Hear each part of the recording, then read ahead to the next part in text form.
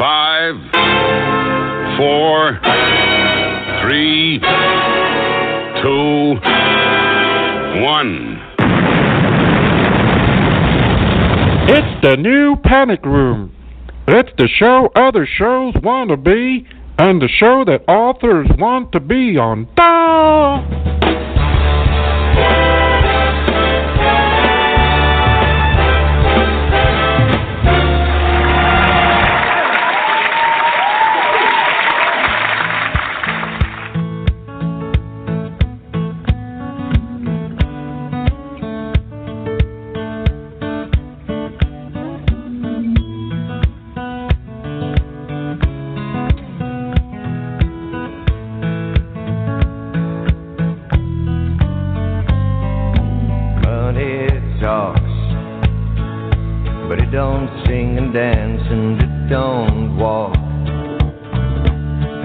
I can have you here with me.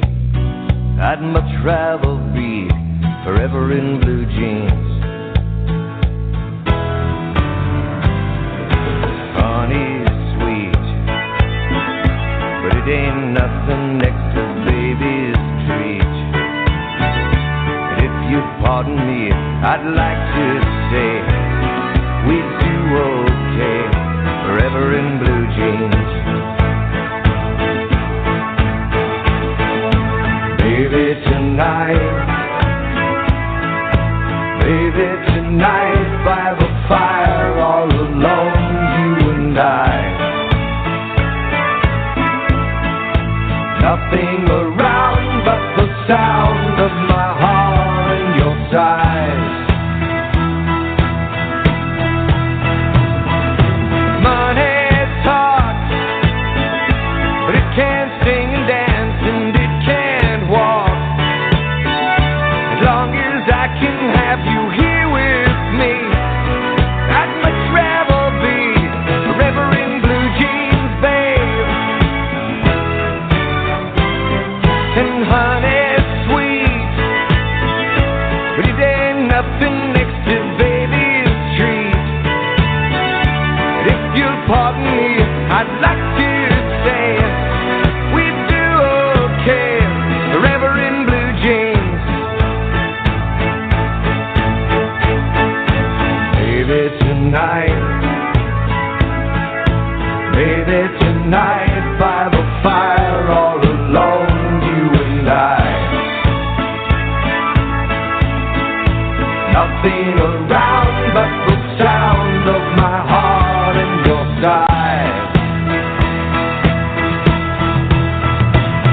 Hey, money talks, but it don't sing and dance, and it don't walk. As long as I can have you here with me, I'd much rather be forever in blue jeans.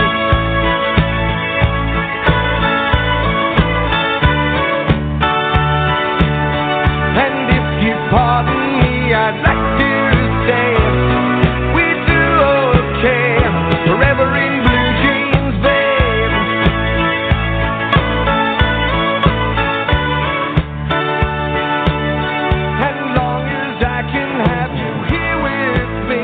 The all-new Panic Room radio show is brought to you by hellboundbooks.com.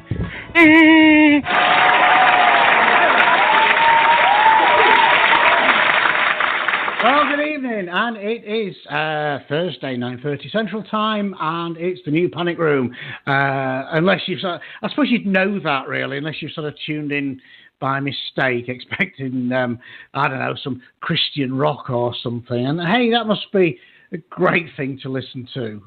Or not. I don't know. Never done that myself because, hey, I got a life. So it is, yes, it is Thursday. It is episode 122. And we missed her last week. She wasn't well. God bless her. God bless her. And it's our house has turned to be unwell this week. I've got two sick kids. And me, I feel a bit ropey, I have to say, but I'm battling on for the sake of the kiddies. But it's just, I'm just going to paint a big black cross on the door and have done with it, I think, and just shut up shop till everyone's either dead or better. one of the two. But anyway, we did miss her last week, so I think it's full fanfare time.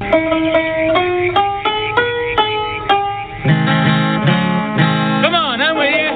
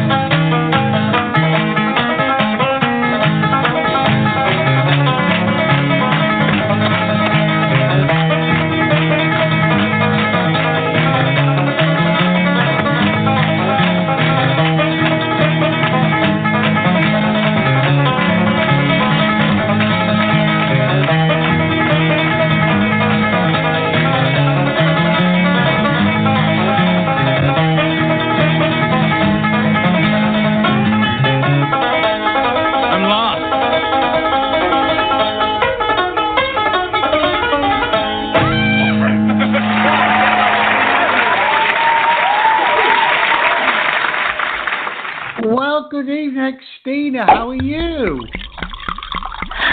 I'm good. But, you said you weren't well. Did you say ropey or ropey? Like, what does that even mean? No, ropey. Ropey. It means ropey. Not feeling awfully well. The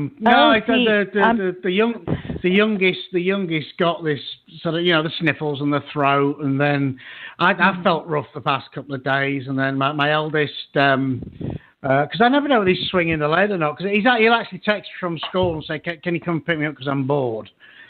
Which is usually a resounding no. And usually when he says, I'm not well, I say, I go see the nurse, and that usually puts him off because he's, no.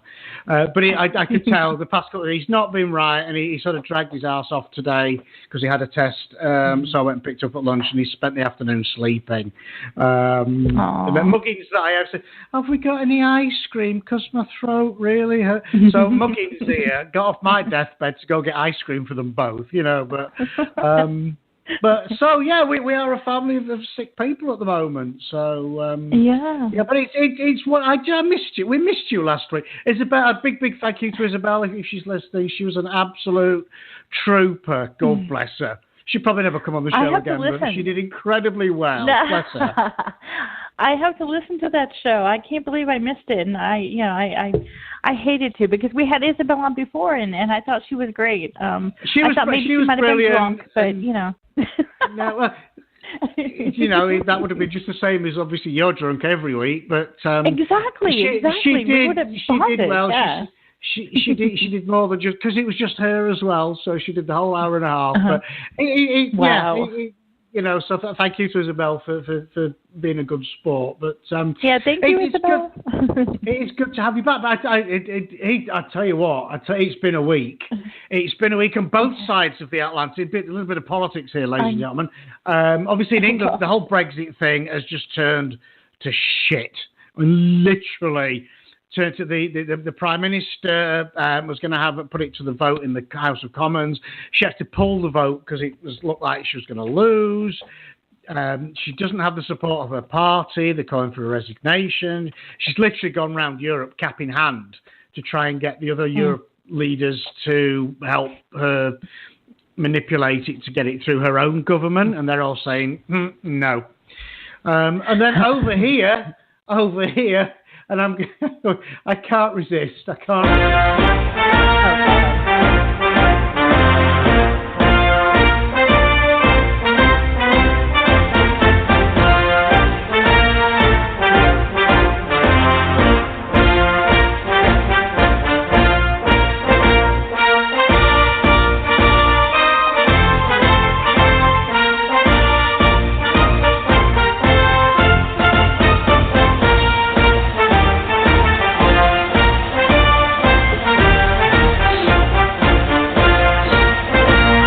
grab him by the pussy.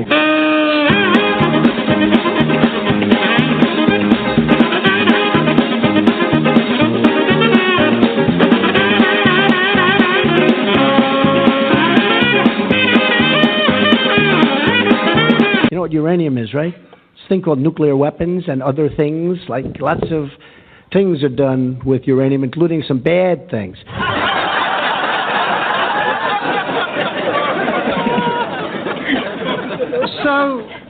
So speaking of Donald Trump, thank you, Donald. Thoughts and prayers. Donald Trump's personal attorney before Rudy Giuliano,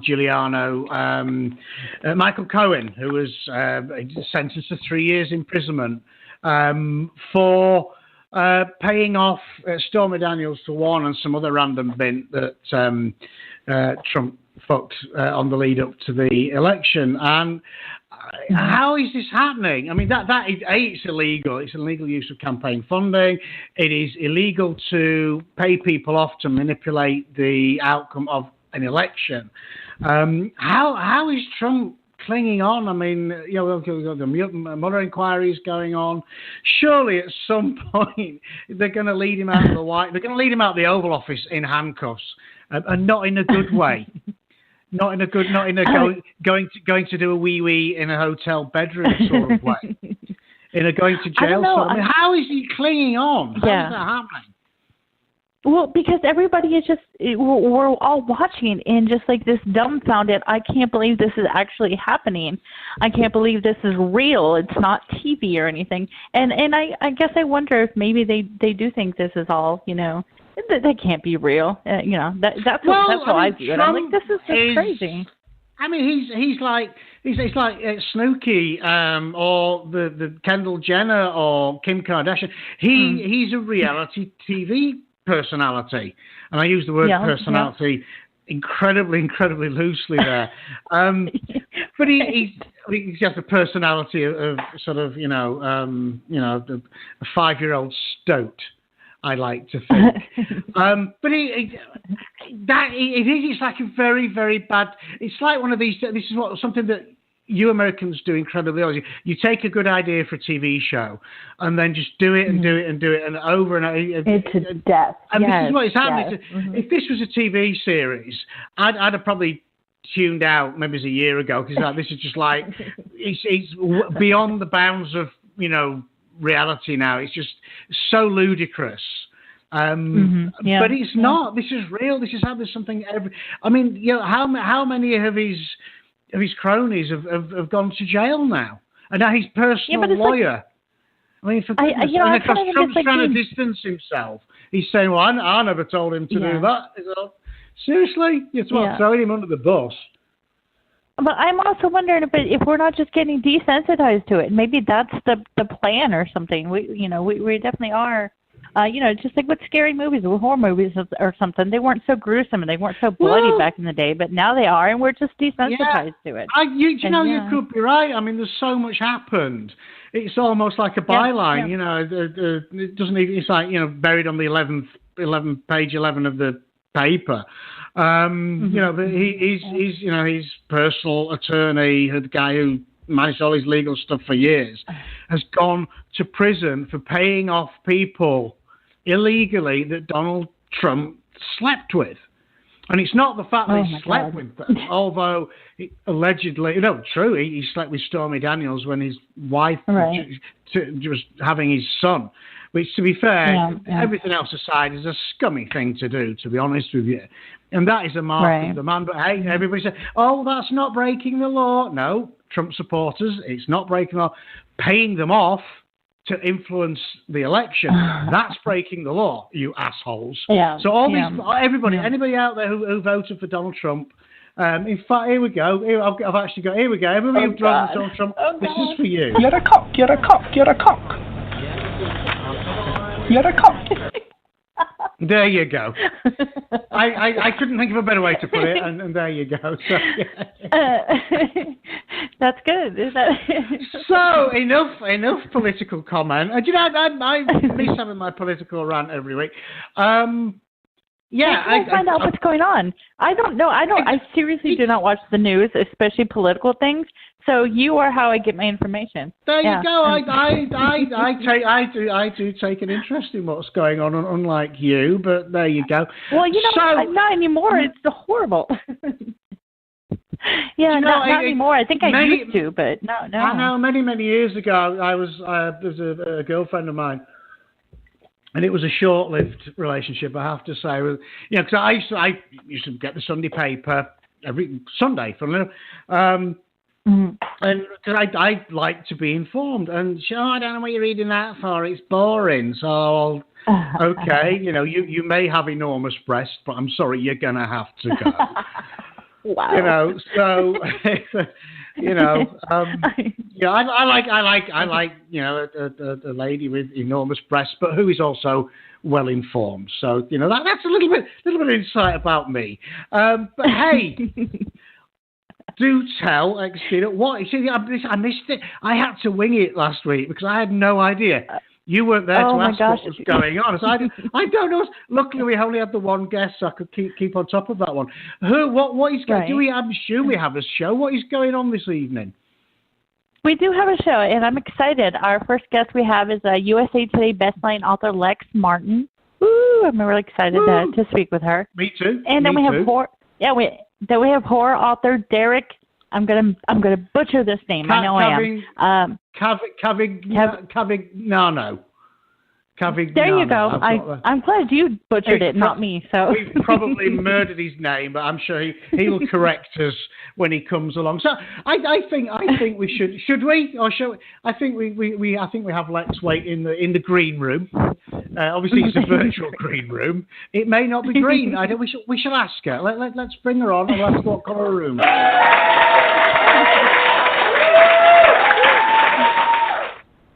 Hi, hello, guys. Lex. Hello. So what colour is your room? The room that you're in now? What colour is it? It's just off-white. Nothing exciting. Taupe. We'll see. It's teal and rainbow. There you go. Teal, there you go. I like it's kind of greenish. It's kind of a green room. But thank you so much for joining us. Thanks for having me. It's a delight.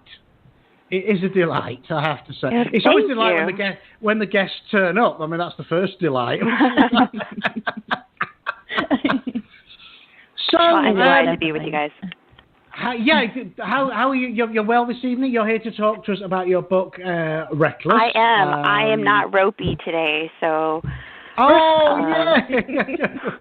I'm sorry your kids have the plague. I hope they feel better. That makes one of us. It's not often they're sick, and they're the sort of kids that they'll be sick for like 2 days tops, and then they're all well again. While I drag it out for a month at least. So. Oh wow! Yikes! But so Reckless. Tell us a little bit more about it, Lex. Please. Reckless. Well, Reckless is set in Texas. It features a single dad, a Texas rancher who's going through an ugly divorce, and he has to hire a nanny who he does not want to hire for a number of reasons, but he can't handle the ranch on his own. And Tori is his feisty younger nanny who needs a job to be close to her sister. So her pregnant sister, and so she takes this job, and they don't get along at first, but he needs her, and she's got what will help him out. So in more ways than one. So right. We're starting to sound steamy. It's steamy, but there's a lot of story. But there's a lot of story. We like a bit of steam on this show. We have our Xtina moistometer. Wow, is that what we're calling it now? Moistometer. It is the Xtina moistometer of steaminess. So maybe when wow, that sounds like a condition. It could well be. It could well be. When we've heard the clip, we will have to get Xtina to mark it on the moistometer. Well, it's not a super steamy, selection. I thought I'd start out for a general audience who might not want cocks thrown at them first thing. So. Well, you know, our audience, you never know. We are not adverse. But, you know, you had that soundbite earlier, so I couldn't resist, you know, throwing it out there. Yeah, exactly. We are not adverse to having, you know, cocks, you know, rammed down our throats, as it were, you know. So, you know, we're all friends together here in many ways. We are. Awesome. We are, yeah. Great. We did have a show, oh, God, what was that? P was on the show, Patricia Mattern. And I don't know, somebody got talking about like a group orgasm, and I just remember thinking, wow, it got very out of hand, that one. I was blushing.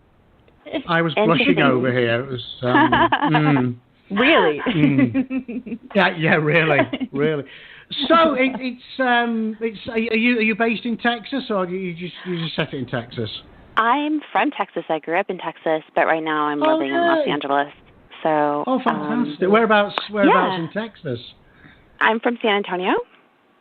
Oh, yay! Just down the road from me. I mean, obviously here in England, just down the road is like 20 minutes. Yeah. Here it's 3 hours.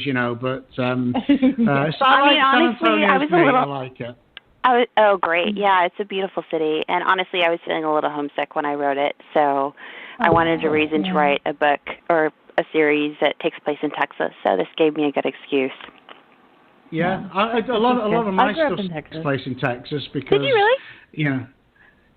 Yeah, I grew up in a tiny little town called Navasota. It was close to like Bryan and College Station. Oh, okay.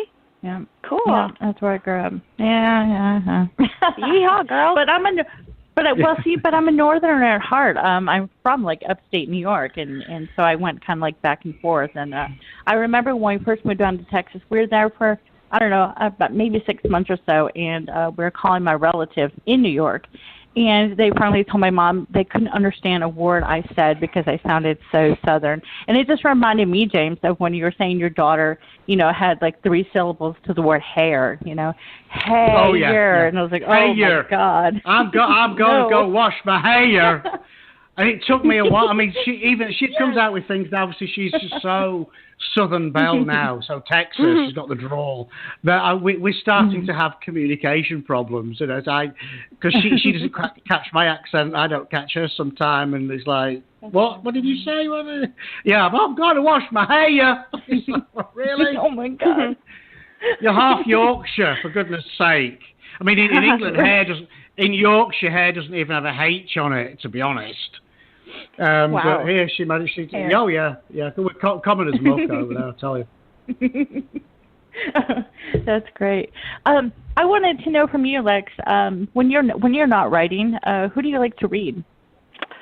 Oh, I have so many authors that I love. Let's see. Last spring, I went through all of Ruby Dixon's Blue Aliens, and I read the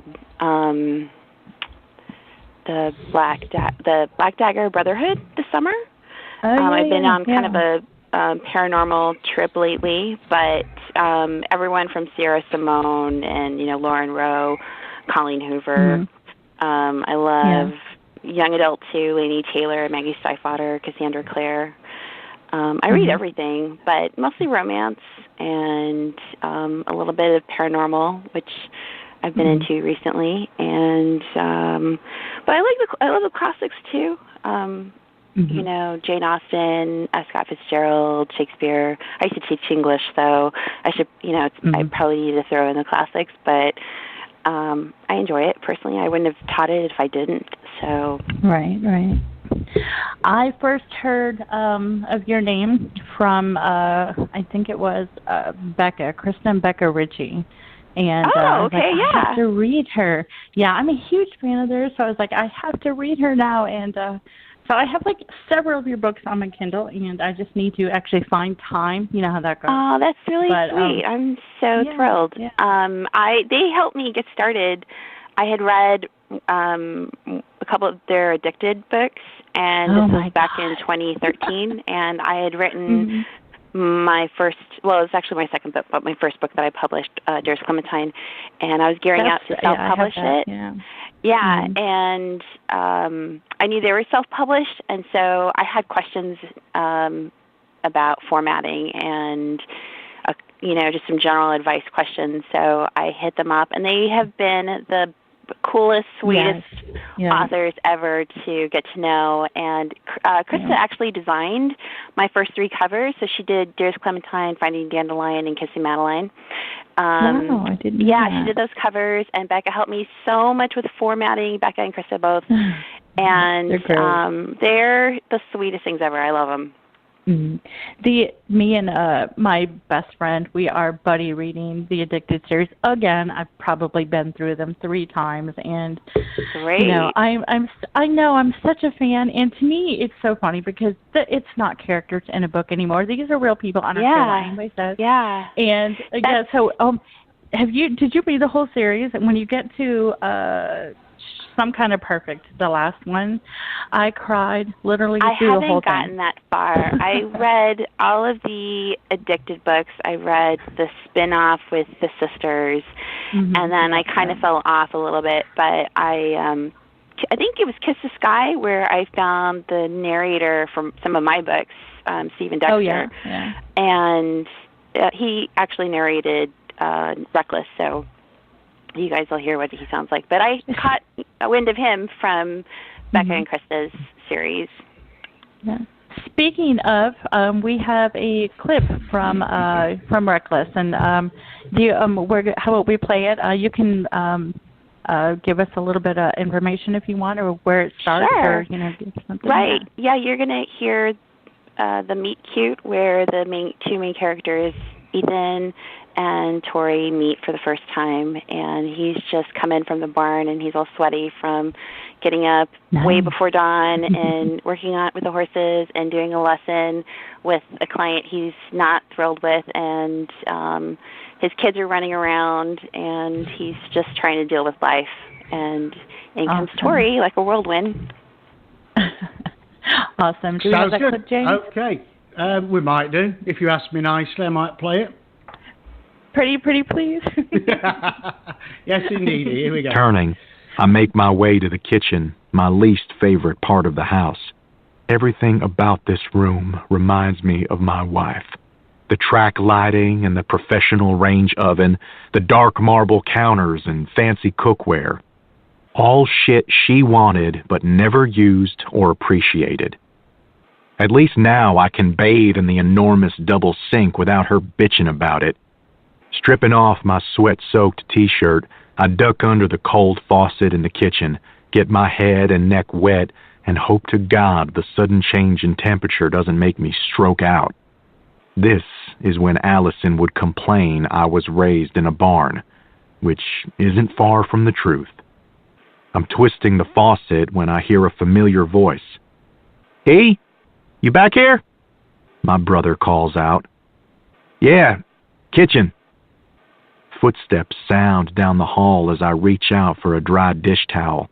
My eyes are stinging with sweat, so it takes me a few tries to find the right drawer.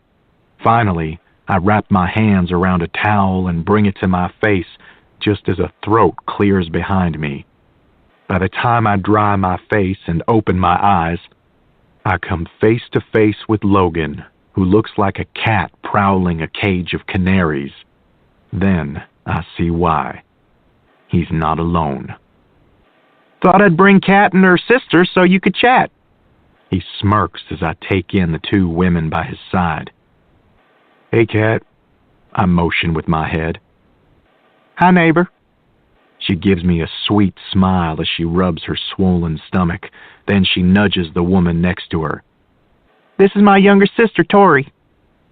That's when I finally get a good look at the sister. Fucking Logan. My eyes dart back to my brother, who's grinning so wide I can count his molars. I glare at him, knowing full well what he's doing right now. My brother is worse than my mother when it comes to matchmaking, because if his expression is any indication, this is about more than finding a babysitter. Some men are all about tits, Others like a girl's ass. Me? I'm a hair man, so it sucked when Allison chopped hers off right after we got married and kept it short. With a resigned sigh, I finally turned my full attention to Tori, whose long, dark mane tumbles over her shoulders like she's some kind of mermaid. Dressed in a white tank top, cutoffs, and some weathered shit kickers, she looks ready to star in a dirty cowboy fantasy. Long legs, curves for miles, so much bare skin. I barely hold in a groan. Big, luminous hazel eyes blink back at me as she unabashedly studies my face, my chest, my tats. I look down, realizing I'm standing here only sporting jeans and dripping water and barn funk all over the kitchen floor. I clear my throat. Ladies, excuse me, was out with the horses this morning. Had I known you were coming by... My brother laughs. The horses are the only ones around here who can tolerate Ethan, since hospitality isn't his strong suit. But he can make a damn fine barbecue. Kat frowns and turns to Logan. I thought you said you scheduled this with him. Yeah, right. I would have told him to do this another day. Logan runs his hands through his hair. I mentioned you might be stopping by. He must have forgotten. Don't be an ass. You know you didn't tell me. I grumble, more and more pissed by the minute to be blindsided. Turning to the women, I sigh. I'm gonna go change. Give me 5 minutes and ignore everything that comes out of his mouth. Seriously, Logan, I have other shit I need to do right now. A potential buyer from Dallas is stopping by tonight, and my to-do list is obscene. This isn't the day I want to interview Ariel the mermaid. And yes, I know every damn Disney character. Next time, warn a guy. Kat's daughter, Izzy, peeks out from behind her mom's flowing dress and waves. Hi, Mr. Ethan. Shit. I shouldn't be cursing in front of her. Hey, little darling, didn't see you there. She's a couple of years older than my daughter. Izzy giggles and waves some more, and I twiddle my fingers at her like a lame ass. Kat tries to hide her smile, but Tori doesn't look amused. In fact, she looks as pissed off as I feel. Hopefully, this interview will go fast, because clearly this isn't going to work out. And in my experience, there's never a good reason to jam a square peg in a round hole. That was awesome. Thank you. I would say that was definitely, again, I've always said that, you obviously get a less steamy part for the show, but I was definitely a good a solid 8 out of 10 on the Xtina moistometer, I would say. Thank you. The level of moisture. Yeah, it's funny. I like the detail about the Disney character being a dad with raised my small daughter. I know all the Disney characters and all the princesses and all the Pixar and SpongeBob and all the kids' TV, the iCarly, everything from Sesame Street up to and onwards. It's funny, I've said this before. I will, even now, I was sat and watching SpongeBob and realise that the kids are not even in the room. But it's a new Sponge, and I get excited when a new SpongeBob comes on. So this is what parenthood does to people. It's to grown people. It's like, I used to be like that. Uh-huh. No, it used to do that to me too. I remember what was that show? Victorious and like iCarly. I would find myself watching that when Salmon Cat. They're all brilliant. I'll tell you something, and a lot of them are so incredibly well written. A lot of adults and the adult comedy is lazy because they rely on innuendo, they rely on sex references, they rely on a lot of smut and just cheesy crap. You can't do that with kids shows. They have to be written cleverly to get around that. And you have to write also for the adults as well. But they are, you know, from a writer's point of view, you can learn a lot from watching kids shows. I think I can anyway. But just on a technical level, they're incredibly well done. I mean, some of the Pixar movies, I defy you to tell me, you know, pick a Pixar movie and tell me any grown-up movie that's better than that, because I don't think you could. Yeah, I'm a fan of the Disney, but like I don't like the little kid Disney movies. Like I like Hercules. I loved Hercules, and I can sing like every song in the movie. And Mulan. Mulan was great. So you know, but they have I have not ones. seen they have that the one. really little. What? Yeah. What? That was a great one. No, That's I haven't so good. seen that one. I think I've seen every one bar that one. And I must it's one of my rectify favorites. that. I must do, yeah. I must have missed that. You know that what? must have been between kids, you know. Definitely. And I have to say, you know, you told me you were not going to talk to me until I watched Jaws, and there you go. I'm not going to talk to you again until you watch Mulan. I promise. Please watch it quickly. I would miss you. Yeah. I will watch it. Oh, speaking of, let's see, I finished The Haunting of Hill House, finally. I finished that. Well, it's a couple of weeks ago now, but I loved it. I loved it. Yeah. Did you see that, Lex? No, I haven't seen that. I just got done with the season of Poldark, with season 4 of Poldark. It was awesome. Is this the new series? Because Poldark was very big in the 70s when I was an ankle biter, and is it because it's a sort of a body stripper, isn't it? There's lots of shirtless young men and whatnot. Wow, I should watch this. Yeah, it's great. Although there's cheating. It's just I'll warn you. Oh well, there's cheese. Spoiler alert. It's I mean it's something that we Brits do well. Obviously, is historical period dramas.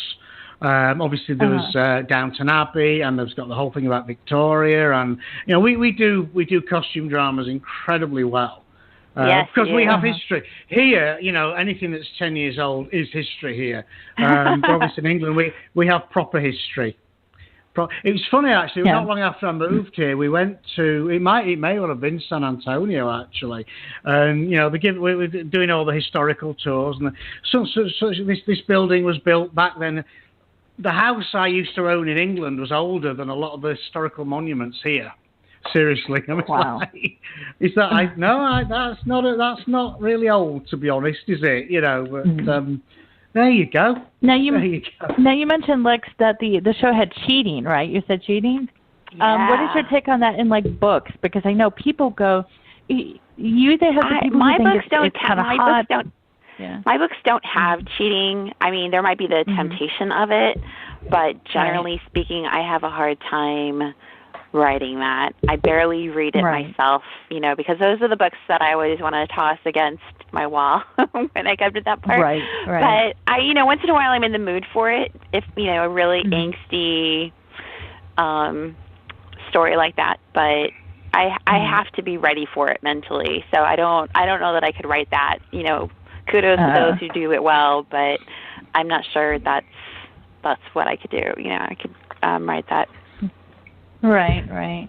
And, you know, in the romance genre, I think that they always go in waves where, do you remember there was like a ton of the stepbrother books, and then there was a ton of the I don't even know that all the different ones that came out, but you know, it seems like once somebody writes one that, you know, is a hit, everybody has to write one too. Right. You know, I did not get the whole, you know, stepbrother thing. I didn't. Because I don't have any siblings at all, but I just thought, you know. Yeah. I didn't get that one at all, but you know, they have some really cool ones.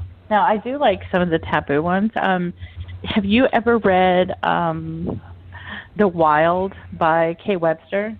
No, I haven't. I've heard great things about it, though.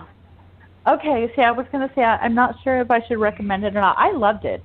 I seriously did. And, you know, please don't anybody call in and you know, with hate mail or anything for me. I bought a copy in solidarity when I heard the trouble that she was having. So But you know what? I think I also read a spoiler too along the way. I hate that. Right. But I know. Yeah, I had no idea.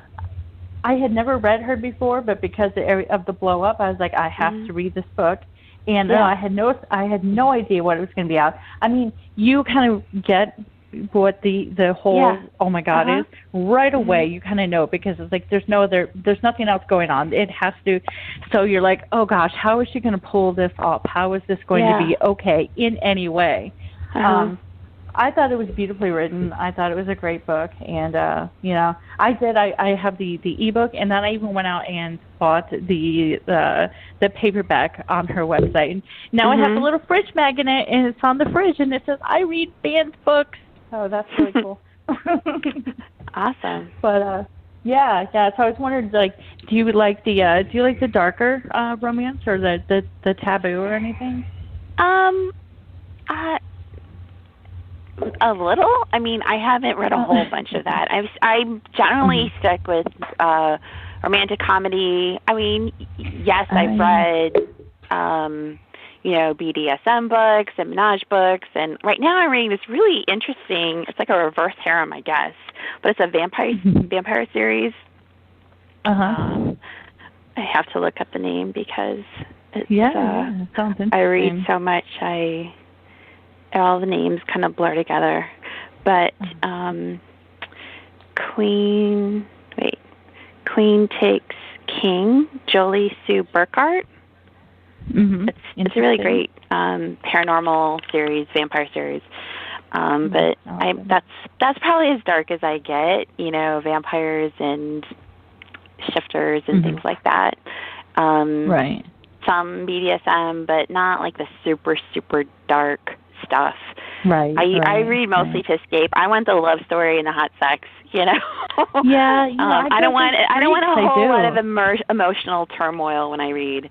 Right. Definitely. I don't like sobbing when oh my God, I know. And I have to say, we were talking earlier about Kristen Becca Ritchie's The Addicted series, and by that last book, I seriously cried through the whole thing. And it was not like it was sad, but I mean, of course there were sad parts.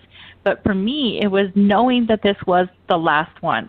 Yeah. And so every single thing, like the last time they were eating dinner at Lucky's, I cried. I mean, it was just so stupid. I was like, I know. I was like, this is I'm going to tell them. I'm sure they want to know. That's so sweet. Right. For I'm me, sure it was they'd be like, really moved. Yeah. It was great, and I'm trying to get them on the show. By the way, so you can put in a good word for us. I will. I just adore them. Have you read any of the newer series by them with the Damage Like Us? And it's I've purchased this. I think one or two of them, but I wanted to catch up on the older series and finish that first because obviously you're going to get all the spoilers. So I'm behind on my reading a little bit, but I've heard great things about it. They're so talented. They write fabulous books. I definitely. Yeah, but I'm behind too. God, where do you? I can't even find the time to do stupid things like I can't even catch up on TV. So by the time I get in bed at night, that's it. There's no reading. I'm just tired and. I have to binge. I can't tune in to a show once a week. I'll forget everything that happened the previous week. So, Game of Thrones, and I used to watch Walking Dead, but that jumped the shark a few years ago, I thought. And just got when really did you repetitive. Stop watching? I stopped watching as well. I stopped watching when they killed Glenn. I loved Glenn. And it was just gruesome to me. Yeah. It wasn't the fact that they killed him, but it was the way. I was grossed out. I was like, that's gruesome. I can't watch it. Which is weird because I love horror, so it didn't make any sense. But I watched until that town that they had got overrun with, Glenn was still alive though. And spoiler, he dies. Yeah. And so it's just the same. I didn't feel like they went anywhere with that story. Yeah. And I liked all the characters a lot, and I didn't want to see any of them die, so I just started to tune out. And fell in love with Poldark, so that was something I binged. I binged the first season or two of Riverdale, That's pretty good. But otherwise, not a whole lot of TV. I tend to watch TV binge a show when I'm writing heavily, so that it doesn't. You're not my writing. story doesn't get messed up in my head as I'm reading a book. Definitely. So I or like in between parts where I can kind of breathe a little bit. Yeah. I hate to say that we're pretty much out of time for our first segment. Can you tell us where we can find you online? Yeah, Amazon, iBooks, Google Play, Kobo, Barnes & Noble, paperbacks on Amazon or Barnes & Noble. Yeah, available everywhere. Awesome. I'm going to get your links put up on our Facebook page. So if anybody Thanks wants for having to talk me, to you, guys. you can go. Definitely, you have to promise to come back. And yeah, we'll have you on for the entire show because this went way too quickly. So you have to promise to come back. I would love to. It'd be my pleasure. Yay. Thank you, guys. And we're going to demand a steamy bit as well. I will give you a steamier heat. I'll give you a steamier excerpt now that I know you can handle the heat. Yo, we can take it. For sure. We can take it. Thank you, guys. I'll talk to you soon. Thank you so Take much care. for joining us, Lex. It's been a pleasure. Bye-bye. And you. Okay. Bye-bye. And we will be right back after the break.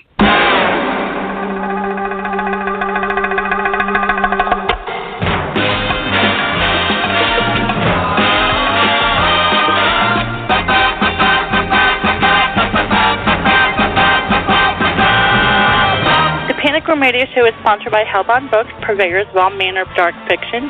You can find the publisher along with links to all their available works across platforms at hellboundbookspublishing.com.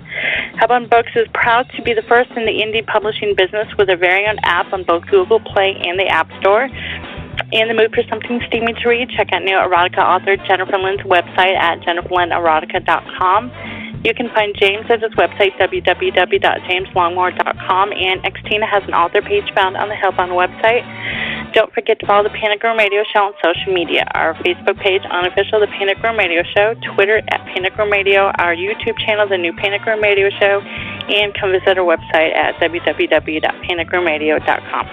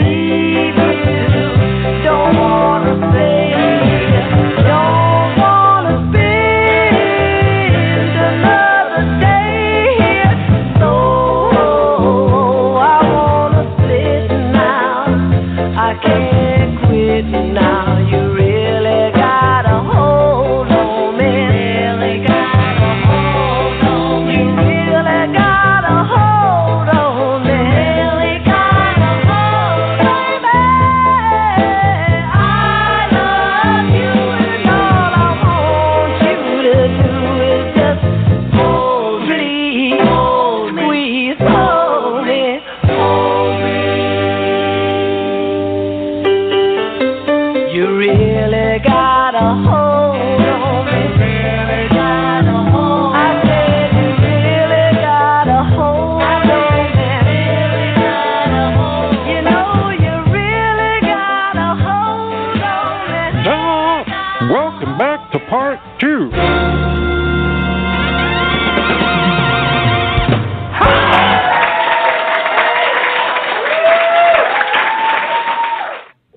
Well, we are back again, and do you know, it went so quickly, didn't it?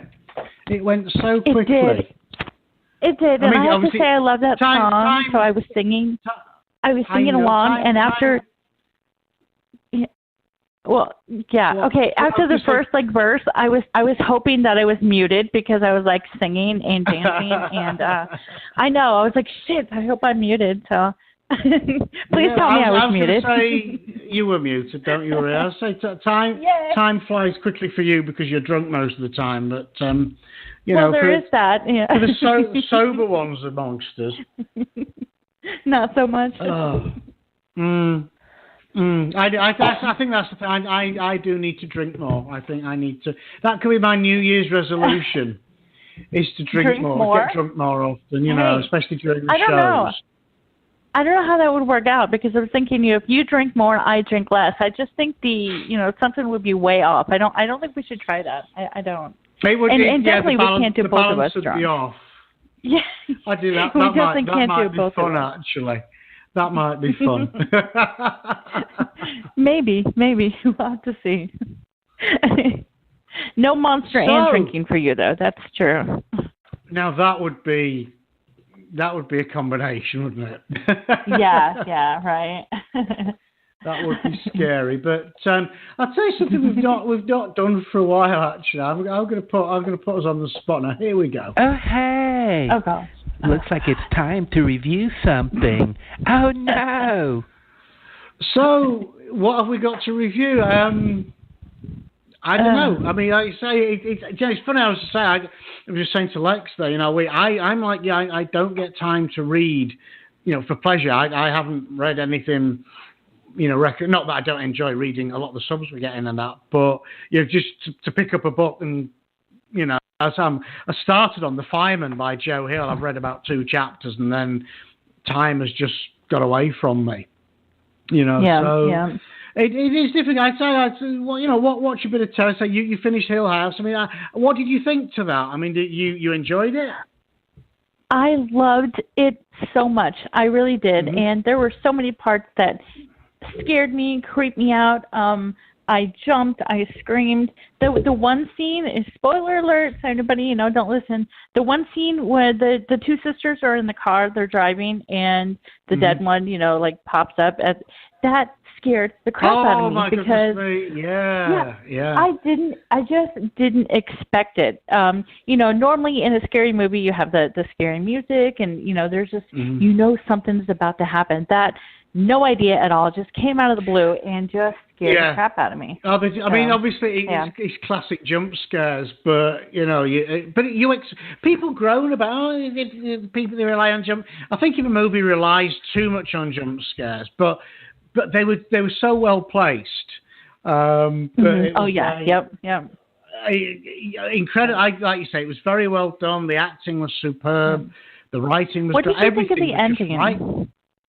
What did you think about the ending? I know that the first half a little anticlimactic. A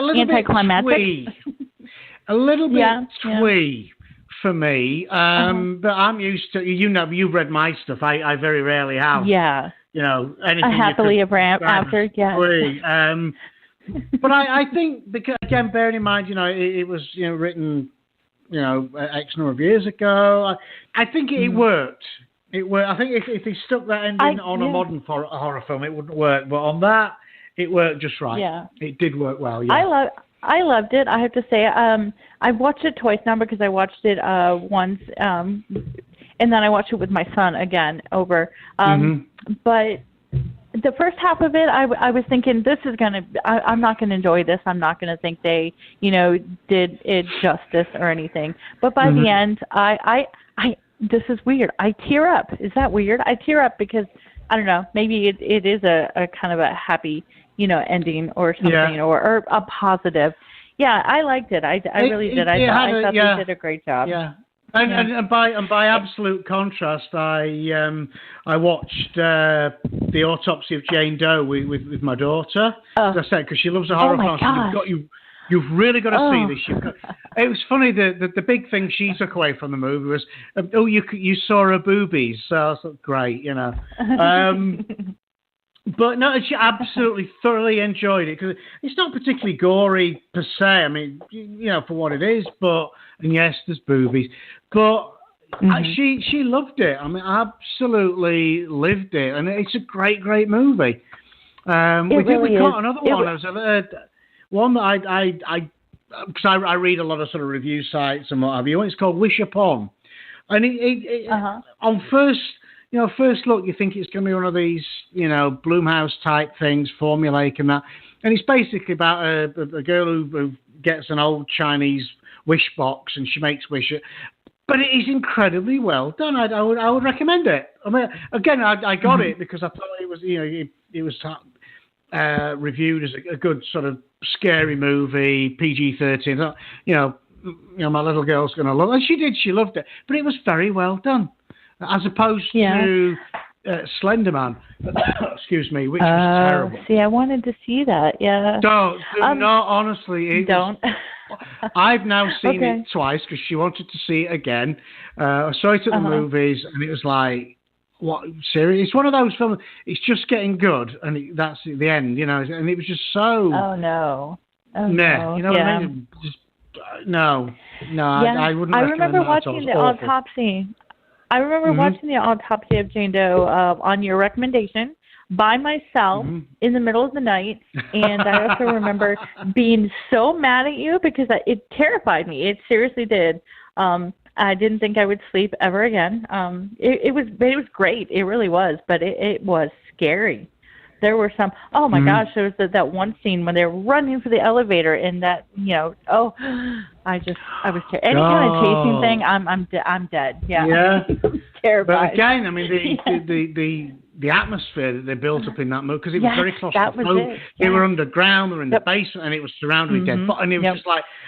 You could feel the walls coming in on it. It was so incredibly well done, And that when they, again, spoiler, I'm not spoiler if anyone's not seen it, when they reveal the secret, of the body and everything, it's like, wow.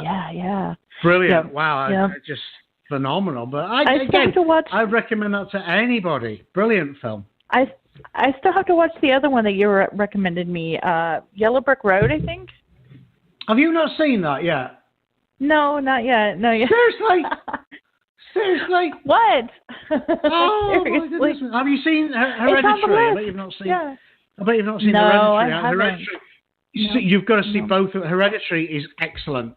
Yellow Brick Road is a great independent movie that will creep. I'm going to have to watch it. I've not seen it for a good few years.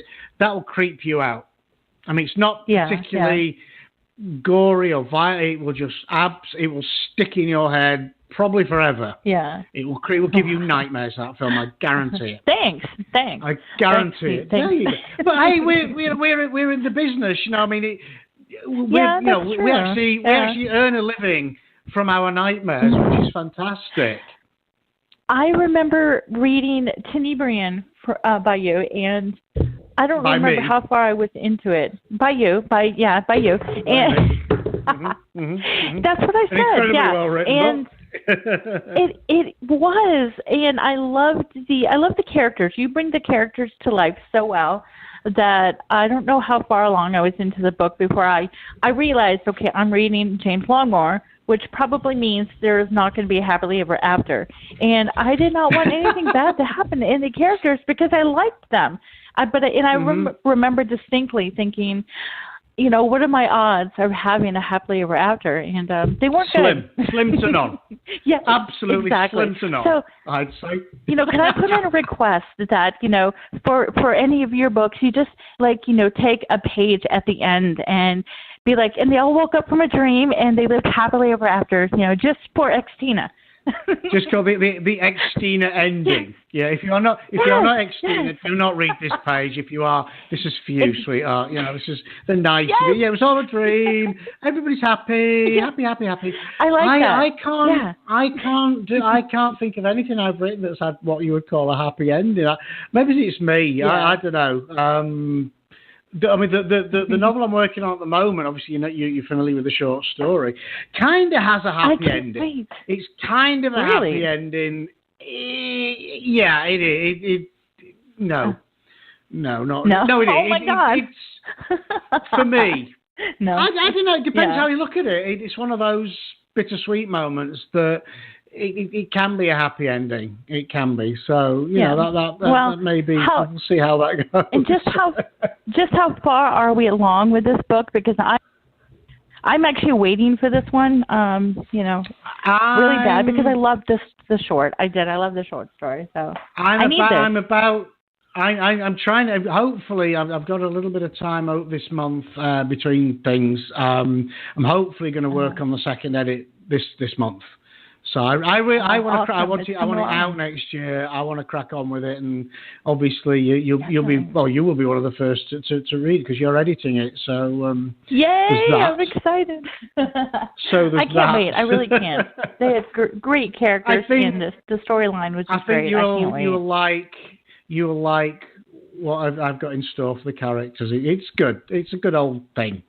Anywho, enough of it. And obviously, anybody interested in Xtina Marie, it's available from Black Bedsheet Books for, I think, $15, available on Amazon and off the Black Bedsheet website, etc., etc. So buy the book, people, so I can afford to feed my children. Buy it. So, buy the book. And speaking of buying books, what have we got coming up next? See, why did you do that to me? Because I'm going to butcher his name. Yeah, we have Derik. horror author Derik. Yes, it's Derik.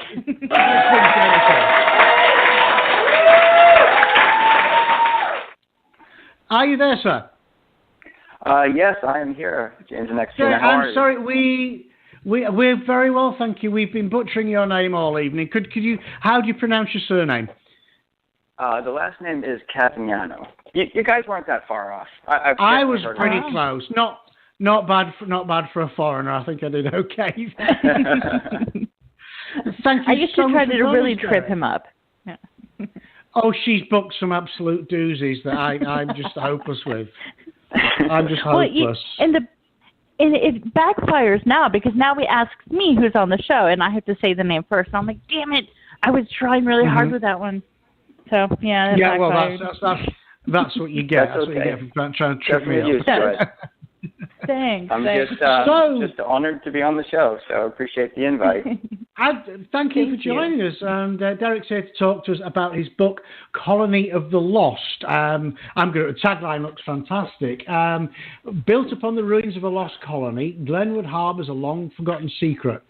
And when three strangers discover the truth of the town's dark past, they must battle a terrifying supernatural force to prevent history from repeating itself. It's all there. It's all there in the tagline. So, Derik, tell us a little bit more about it. Sure. Like you said, it's a horror story about an ancient evil that returns to the site of a lost colony. It's sort of my version of what could have happened at Roanoke Island, except this is set in western Massachusetts. It's sort of a little bit reminiscent of kind of Stranger Things and It. That's kind of the comps I get most in some of the Amazon reviews. But it's kind of like an unlikely trio of people who have to team up, and whatever it was that wiped out the town 350 years ago has returned, and it sort of opens on a bunch of children missing. Adults start to go missing, and there's really only three people who know what's happening, because they're visited by the ghost of a Puritan child who was one of the first victims centuries ago. And so the three main characters are an alcoholic ex-school teacher whose life is sort of falling apart. His fiancée just left him, and thinks he's crazy because of some of the things that he says he saw in the woods. And then there's kind of a sarcastic new kid in town, and then there's a 9-year-old girl with a handful of imaginary friends. So they're kind of brought together to, figure out what to do and try and rescue the town. I have to say the whole quite story. A mix of characters. Definitely. In the whole Roanoke Island thing, that I remember back when I was in school, we had to write a story about what we thought happened. And, of course, I did aliens. That was my thing. It was aliens. Aliens, yeah. Yeah, exactly. So, I've got to ask, Derik, did you see the American Horror Story take on that? I think it was the season before last. Oh, sorry, the season before last. I actually did not, but now that you say it, I'll have to check it out. Don't. It was awful. Okay. Wow. It was honestly. It was probably their worst season. Wow. I think they redeemed themselves with the Apocalypse, the recent season, but the Roanoke one was terrible. Honestly, it was just no. Wow. I've saved you about 6 hours of your life. Yeah, thanks for that. What was your favorite one, James? Derik as well. Did you watch American Horror Story, Derik? I've watched all of them. I think I enjoyed Hotel, was good, and Asylum, I think, was probably my best. I think it was the second one, Asylum. I enjoyed that one. Those were my favorite too. Yeah. Yeah. Mm-hmm. Yeah. Yeah. I loved the first one. I did. The first one was good. Yeah. My daughter was totally Asylum. That was her favorite one. Mm-hmm. So, and I'm actually in the process. I want to start watching them over again. So I started with the Murder House, and because I thought that in the intro, I don't know why, but that first intro for the first season, I actually wanted that for a ringtone. That's the creepiest thing ever. It really is. It's great. Yeah, and they changed it. I think like every year after that. They did, which yeah. was upsetting. How about you, Derik? Do you have a favorite? Well, I actually have not watched American Horror Story. It's a little bit tough in my house. My wife is not big on horror, so that has its own dynamic. But we the most we can kind of get together is Stranger Things, which is good. Mm-hmm. That is good. But that's definitely a good one. I do want to start on Castle Rock and The Haunting of Hill House. Those are two on my list. But certainly, I think for movies anyway, recently, It was a pretty good one. That was, fantastic, fantastically done.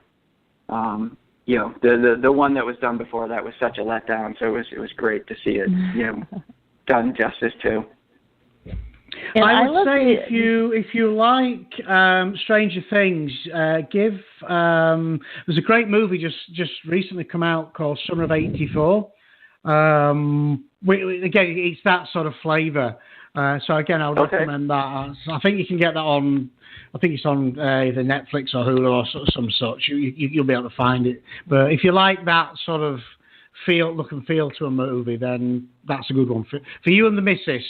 I'll have to check that out to watch together. I mean, it's fun. We're big horror fans. Me and my daughter, we're both big horror fans, so I get to see, mixed in between the Pixar movie, because equally we're excited for Toy Story 4, but we're also looking forward to the second movie of It next year. So it's kind of a mixed bag at the moment. In fact, we went. She dragged me to see The Grinch at the weekend. The new one. And it was good. I mean, it was all. I mean, we've seen the live action one with the Jim Carrey one, which again was very good. And it's pretty much the same. Obviously, it's the same story, but it's just. It was good. It was good. Not quite. Yeah, I've heard mixed reviews about The Grinch. It is what it is. It's a great kids film. The kiddies like it, Speaking of Christmassy things, because we're getting close to Christmas, what's everybody's favorite Christmas movie? I'd say, that's a hard one. Elf is a great new one. And that, if you're kind of sticking to the horror genre too, Gremlins is always a good throwback from Christmas time. And yeah.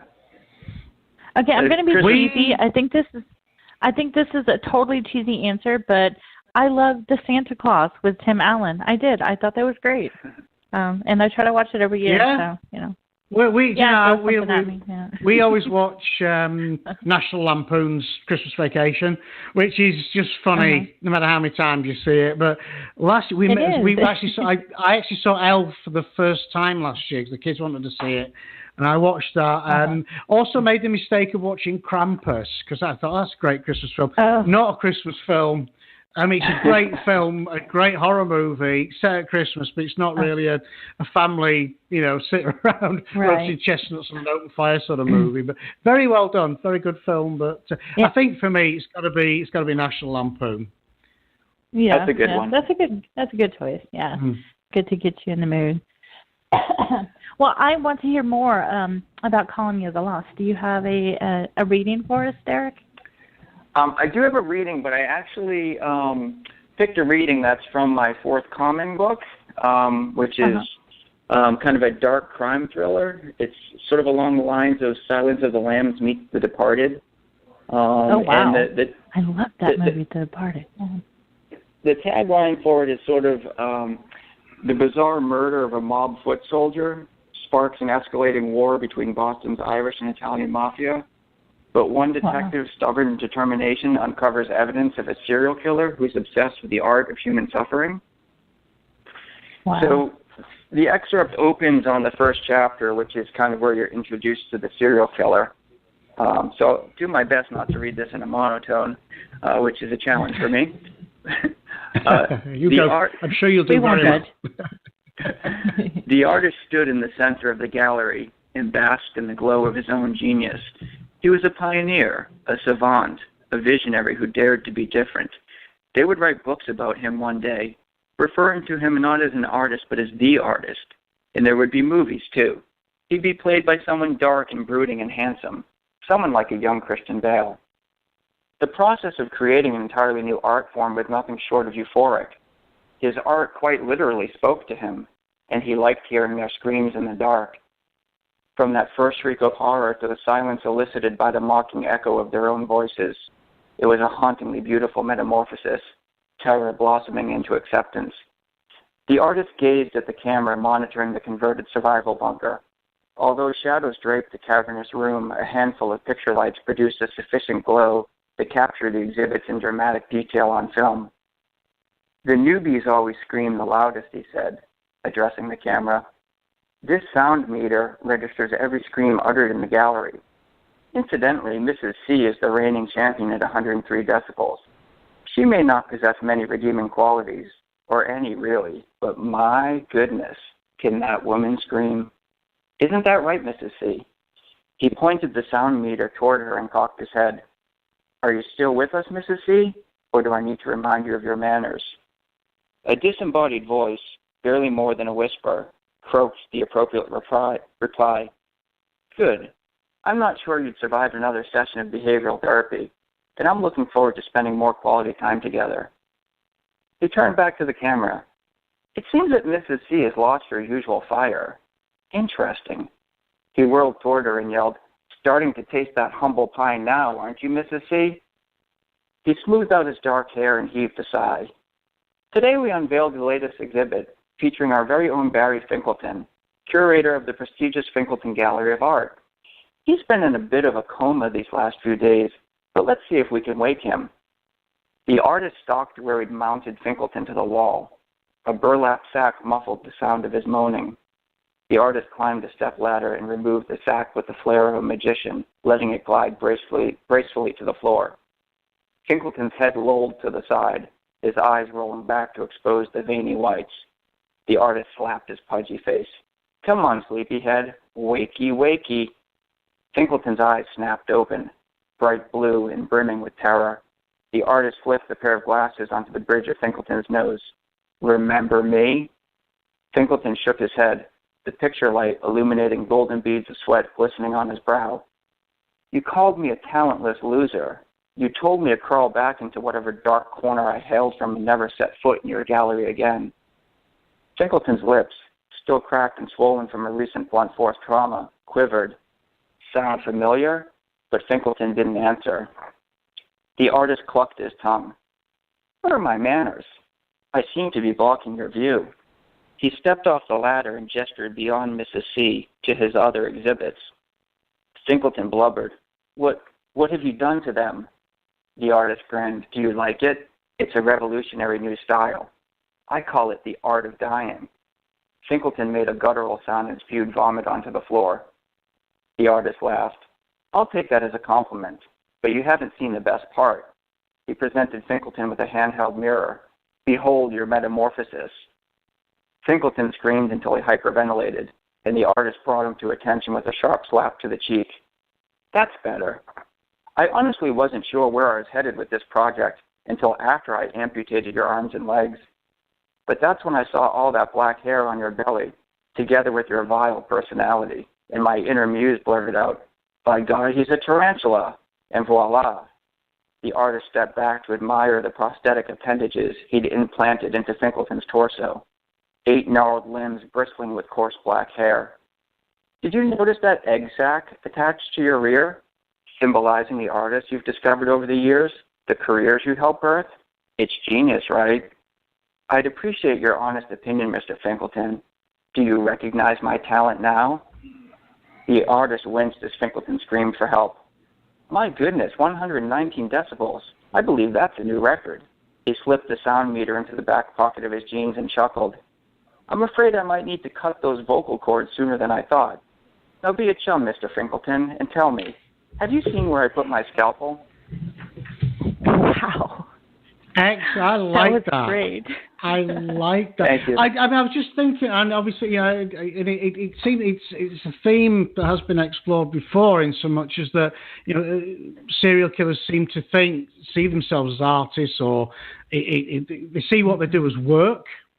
I mean, why do you think that is? I mean, is that just a part of their psychosis, or something greater going on there?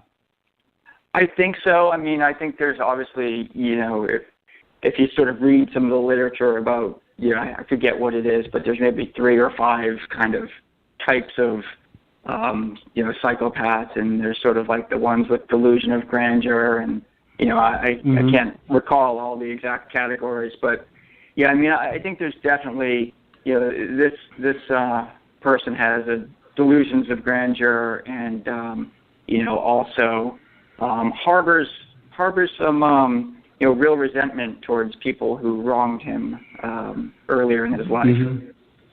And so, he's kind of carrying out some of his revenge and, working that into what he thinks is, as 4-dimensional art, right? So it's sort of the human suffering over time is the 4th dimension. So yeah, he's pretty crazy. Yeah, I mean, have you based him on any real life serial killers? I haven't, although I'm sure some of the internalizations and the motives are probably the same. Mm-hmm. I mean, it's a weird question, but obviously, in our circles, it's quite a valid question, actually. I mean, do you have a favourite serial killer? I mean, I think in terms of, intriguing, I think, obviously, I think Jeffrey Dahmer was just, kind of crazy and kind of what he did and just the depravity of that. And, and of course Ted Bundy with just, his personality and, people, kind of being a complete sociopath. And so I find that interesting. And, so I'd say those are, I'm sure there's some others I'm forgetting, but yeah, I mean, it's weird because it's the most deplorable people, but there's just something about it that's also fascinating in a way. Well, I remember, I mean, obviously, Bundy, John Wayne Gacy, even Dahmer. I mean, Dahmer was one of these people that people thought, people who did know him weren't that surprised. Right. But some of them, say Bundy specifically, was the nicest guy. He worked on a suicide hotline. He was one of the... Gacy was a clown for kiddies' parties. But I think a common thread with a lot, like you said, that type of sociopath is they're so charismatic. I remember reading the biography of Fred West, a British serial killer. His wife, he killed himself before he was brought to trial. His wife is still doing life over in England. And they said there's something about even the cops that were interviewing him, he just had that speech pattern that just drew you in, and he could have just said anything, and you believed him. Almost like neuro-linguistic programming, just the way he spoke, and a lot of them do have this kind of pattern to them that just draws you in, and it goes hand in hand with the sociopathic tendencies, unfortunately. But Bundy just used to charm. His things. I mean, it's unbelievable. And he got away with it for so long. Speaking of serial killers, I wouldn't say this is my favorite, which is just a weird sentence. My favorite serial killer, but Eileen Wuornos. I was really fascinated by the whole Eileen Wuornos thing. I remember, watching Monster and then looking up the documentaries that I had found on her, and that was pretty fascinating. I thought, woman power, girl power, yay! Women can be killers too. Breaking that glass. Serial killers if we want. We can do anything you can do. There was a guy back in England called it was actually a doctor, Dr. Harold Shipman, who, as far as they at the minimum, he killed 250 people, and because he was a GP and he looked after a lot of elderly people, and he would just slip them a bit of extra morphine, a bit of extra painkiller, a bit of extra this, just to finish them off. And they reckon it could have been higher. It could have been 350, 400 people. And the funny thing is, what got me at the time is that they described him as Britain's worst serial killer. I thought, hang on a minute, 250 to 300 people, that's got to make him one of the best, really. To be honest, definitely. The worst serial killer would be one who didn't kill anyone. Just maybe he's annoyed them a little bit, but But I mean, oh my gosh. That could be like a game show, a virtual reality game show, rating serial killers. Well, there was a big hoo-ha again. I think it was in England where they actually brought out trading cards, serial killer trading cards. Like they do for baseball players and whatnot. And there's number of kills and how long they were at it and all that. And it's not really wholesome for the children, I'm afraid. Well, there is that. Yeah. Yeah, a lot different than the garbage pail kids when I was a kid. Right. Those trading cards.